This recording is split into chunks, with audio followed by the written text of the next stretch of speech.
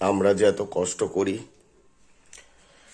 কেন, তার দুটো থেকে তিনটি কারণ আমার মনে হয়।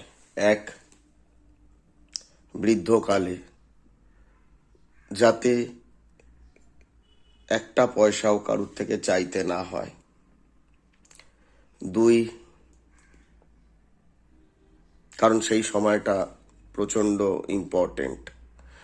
লজ্জা সরম কারুর থাকে, কারুর থাকে না, কিন্তু মূলত যাদের শির দ্বারা শক্ত তারা এই কষ্টটা নিতে পারে না, অবহেলার।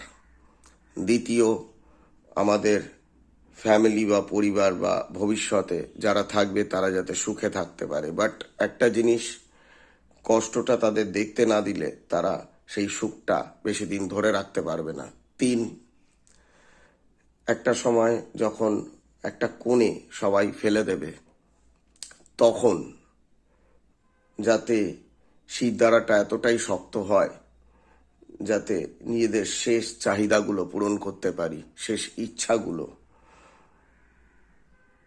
যতটা পারবো হাসি মুখে বাকি জীবনটা, যেটুকু দিন থাকবে বেঁচে, সেটা কাটাতে পারি, কোনো আক্ষেপ না থাকে।